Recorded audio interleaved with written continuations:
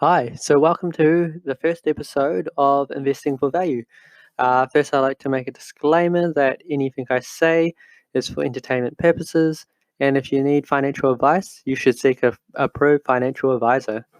All right, now let's get on with the episode. So, I want to address this first question of why should you invest? Because, there's a lot of things you can do with your money, but why should you invest? Because isn't it nice to be able to buy a new car, a new computer, or just go spend it all on the most amazing food you've ever had? So that kind of brings up that question: why should you invest? Because there's a lot of reasons, but there's no other greater reason than your financial well-being. It's so much nicer to get older and then realize that you do have stability in your life. And nothing puts more stability in your life than the finances because you look at your life and you go, what's the one thing you all have to do? You all have to work. You all have to do spend your time usually from 9 to 5, Monday to Fridays, and you're putting in your time for money. So you think about that. If you don't save up any of that money, you're going to have to keep repeating that because no one else is going to pay for what you have. No one else is going to pay for your food, your electricity, in some cases, your accommodation if you don't own a house. So there's a lot of things that you're going to have to spend money for. So the one thing you can't afford to not do is work. You can't afford to not have money. So you have to save. So every time you work, it's important you save and you don't spend it all. Um, but as much as you save, the amount you can save is always going to be limited. Most people don't get paid an absolute great wage. So your spending and your saving, it's going to be a tough balance. Not a lot of people can save a lot from their wages. I definitely encourage you to budget. Know how much you earn, and then write down how you're going to spend it, and then make room to save. If you make room to save, then you're always going to be mindful, and then you can be creative. You can go, I'm spending this much money on certain areas of my life when I don't need to, so I can cut down that. Or maybe I'm spending too much on food and I should be a bit more creative how I spend this money on food. Should I cook in larger portions? Should I use less expensive ingredients? There's always different ways to save, but you haven't really put creativity into it yet until you've been limited. The minute you limit something, in order to do something great with that, you have to use your creativity and then find alternatives. So, it's a matter of what you want and how much you're willing to do to succeed. You can look at this as in, hey, I'm going to save so I can have a better future. And most cases, that's what people have in their mind. They're going to save so they can have a better future. But the problem is, your savings don't get you far enough. It's very ideal that you can save and then you can do something with it, but you don't normally save enough because you're always on a tug of war between yourself, where you get to spend for the present time and enjoy the current leisures, or you can save it up and not have as much joy, except the joy that you can get when you look at your bank account. And I mean, that should be joy itself, because you know that one day that money can do something for you. But we have a thing called inflation. Inflation erodes money away. Like $1 today is not the same as $1 next year because things have gotten more expensive. You don't notice it because it's the increments that it rises by is so small, but it is gonna be there. So you have to understand that $1 today is not the same as $1 tomorrow, and hence why you save, but you have to make use of that savings. So most people put it into a bank, um, And the thing is, with a bank, you're only keeping up with inflation. So if inflation is 2%, and say you get 3%, you might get a little bit more on top of inflation, but it's not that much more. Like 1% of, like $10,000, that's only $100. And the thing is, that $100 isn't really going to take you far.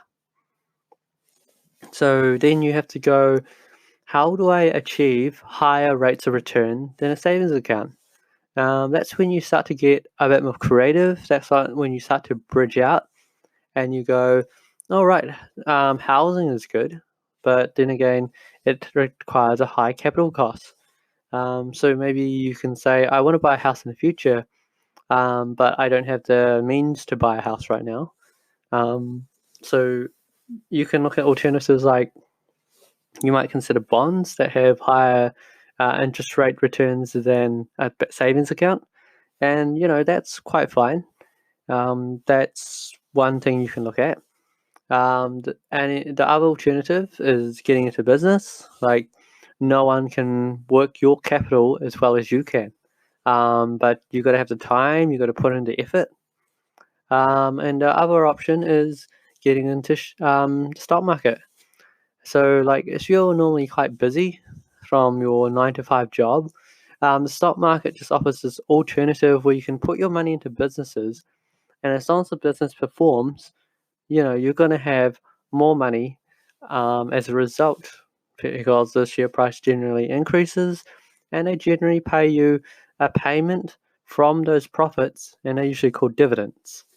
So that's how you can be better off by firstly looking at what you bring in for your income, budget what your spending is, and how much you can save.